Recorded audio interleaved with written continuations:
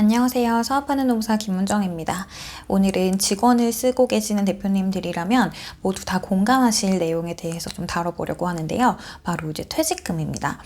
단어만으로도 좀 이제 중압감이 좀 있으시죠. 이제 직원을 쓰시는 대표님들은 퇴직금을 반드시 좀 챙기셔야 되기 때문에 그리고 퇴직금에 대해서 노동청 진정이 굉장히 많이 들어가요. 그래서 관련한 경험이 있는 분들도 계실 거고, 그래서 오늘은 퇴직금에 대해서 좀 알아보는 시간을 갖도록 하겠습니다. 특히 우리 직원은 뭐 그러지 않을 거야, 난 그럴 일 없겠지 라고 했다가 사실 뒤통수를 가장 이제 많이 치는 주제가 퇴직금이기 때문에 대표님들이 많이 도움이 되실 수 있도록 오늘 좀 다뤄볼게요. 일단 많은 분들이 알고 계실 거예요. 퇴직금은 1년 이상 일을 한 근로자라면 이게 뭐 상용직이든 일용직이든 무관하게 모두 다 지급을 하셔야 됩니다. 조건이 두 가지라고 보시면 될 것 같은데요. 첫 번째는 계속 근로 기간, 그러니까 일을 한 기간이 1년 이상이어야 한다는 점, 그리고 사주 평균으로 따졌을 때 일주의 소정 근로 시간이 15시간 이상인 사람한테는 모두 다 퇴직금이 발생한다라고 보시면 됩니다. 사주 평균이라는 거는 퇴사하는 날로부터 역산해서 4주간 이렇게 단위 기간을 끊어서 계산하시면 됩니다. 이런 경우들이 종종 있어요. 그런데 우리는 계약서에 퇴직금이 없는 걸로 작성을 했다. 아니면 뭐 구두로 그렇게 합의를 했다. 이런 이제 문의를 주신 대표님들이 많이 계신데 아무 효력이 없습니다, 대표님. 왜냐하면 퇴직금은 강행규범이라고 해서 당사자 간의 합의가 있다고 해서 안 줄 수 있는 돈이 아니에요. 그래서 퇴직금은 이런 방금 말씀드렸던 계속 근로기간이 1년 이상인 근로자, 그리고 4주간 평균에서 소정 근로시간이 일주에 15시간 이상인 근로자한테는 모두 다 퇴직금을 지급해야 된다. 합의 여부를 떠나서 그렇게 생각하시면 될 것 같아요. 그리고 또 어떤 경우들이 있냐면 그 가짜 3.3이라고 해서 이제 작년 10월에 법이 하나 바뀐 게 있는데 그 당시에 이제 3.3을 쓰고 계신 대표님들이 이 문의를 정말 많이 주셨어요. 우리는 4대보험 가입 안 했고 그냥 3.3으로 처리를 했다. 그러면서 퇴직금은 지급하지 않기로 했는데 그래도 안 되는 거냐? 라는 문의를 많이 주셨거든요.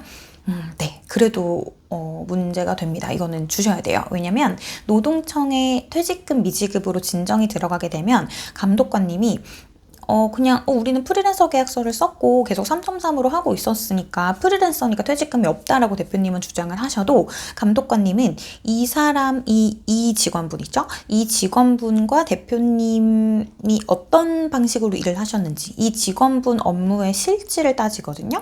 근데 이게 정말 프리랜서처럼 일을 했다라고 한다면 유효하니까 퇴직금 지급을 하실 필요가 없겠지만 계약서는 위탁계약서, 뭐 프리랜서 계약서, 용역계약서 이렇게 쓰셨더라도 4대보험 가입도 안 했더라도 대표님의 업무에 대한 지시를 받고 지휘감독을 받은 사람이라면 근로자이기 때문에 퇴직금은 발생한다. 그래서 노동청에서 대표님께 유리하게 흘러가지 않을 가능성이 매우 높다라고 생각을 하시면 될 것 같아요. 그리고 이제 파트타임을 좀 많이 활용하시는 사업장들이 있어요. 예를 들면 뭐 학원, 뭐 음식업, 카페, 뭐 일반 기업에서도 그냥 이제 잡무 같은 것들을 할 때 15시간 미만으로 좀 세팅을 해서 직원분들을 쓰시는 경우들이 있는데 15시간 미만 근로자, 이 단어가 더 익숙하실 수 있어요. 초단시간 근로자라는 이제 용어를 쓰는데요. 초단시간 근로자는 엄밀히 말씀드리면 법적인 개념이 뭐냐면 일주에 소정 근로 시간이 15시간 미만인 근로자를 말합니다. 그러니까 소정 근로 시간이라는 거는 미리 정해놨다라는 거거든요. 그러니까 사후적으로 이 사람이 15시간 이상 일을 했고 실제로 15시간 미만으로 일을 했고 이렇게 왔다 갔다 거리는 거보다는 원래 이 사람이랑 계약을 할 때 15시간 미만으로 일하기로 계약을 한 사람을 말합니다. 그래서 주 15시간 미만으로 계약한 알바, 파트타이머 뭐 이런 분들은 퇴직금 대상이 아닌 건 맞아요. 아닌 건 맞는데 이게 실무적으로는 어떤 이제 파트타이머가 그만뒀어요. 이제 그만두고 나서 저 퇴직금 주세요 라고 한단 말이에요.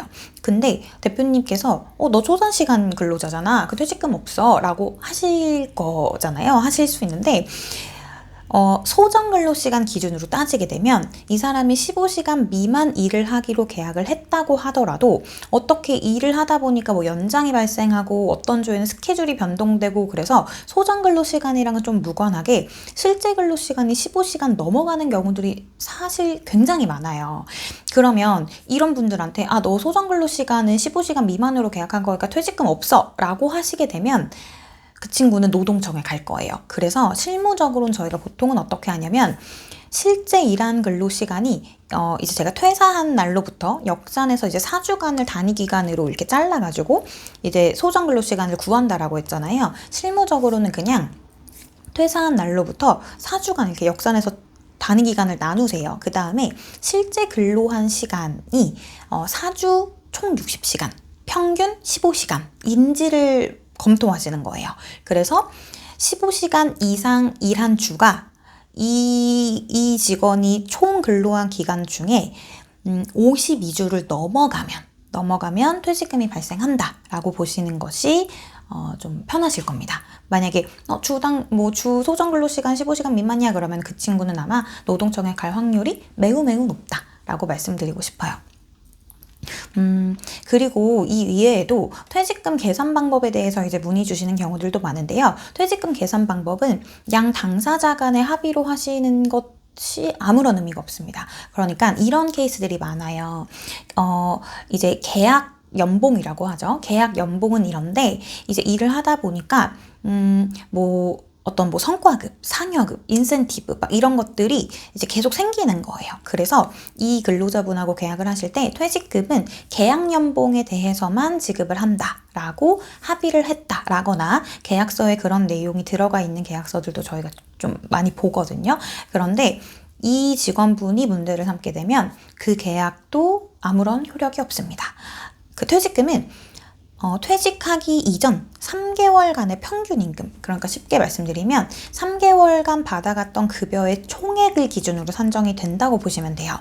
그러면 그 이제 계약 연봉 이외에 연말 상여금, 명절 상여금, 이제 성과급 이런 것들이 포함이 되어 있다라고 한다면 그걸 그럼 100% 3개월 급여 내에 포함되어 있는 걸 100% 반영할 거냐? 그건 아닐 수 있어요. 이제 좀 복잡하지만 이 금액을 따로 빼가지고 나누기 12 곱하기 3 이런 이제 산정 방식이 있거든요. 그래서 이렇게 좀 달리 봐야 되는 부분은 쓸 수는 있어요. 그렇지만 아예 퇴직금에서 빼는 게 어려울 수 있다. 뺄 수 있는 거는 이제 최근에 이제 삼성전자 퇴직금 대법원 판결이 났는데 간단하게 말씀드리면 그 경영 이제 밖의 환경 있죠. 예를 들면 환율이라든가 이자율 이제 국제 정세, 국내 경기 상황, 이런 것에 따라서 변동될 수 있는, 그러니까 근로자가 어떻게 컨트롤할 수 없는 요인들로 인해서 지급 여부나 지급액이 결정되는 이제 성과급 같은 경우에는 제외가 가능하다라고 했지만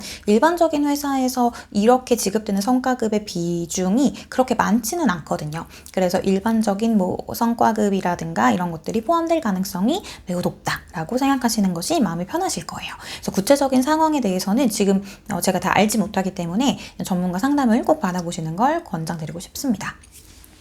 일단 오늘은 퇴직금에 대해서 좀 간단히 말씀을 나눠봤어요. 이거 이외에도 안내드려야 될 게 굉장히 많긴 하지만 가장 이제 문의 많이 주시는 것을 위주로 말씀드렸거든요. 하나 더 말씀드리면 퇴직금 지급하실 때에는 퇴직금 산정서를 꼭 교부하시고 퇴직금 지급 확인서 같은 것도 받아 놓으시면 나중에 이제 분쟁이 생겼을 때 리스크를 그나마 좀 최소화할 수 있습니다. 그래서 오늘 여기까지 말씀드리고요. 앞으로도 이제 사업주 입장에서 도움이 되는 인사노무 관련 정보를 많이 가지고 오도록 할게요. 지금까지 사업하는 노무사 김문정이었습니다. 도움이 되셨다면 구독과 좋아요 부탁드릴게요. 감사합니다.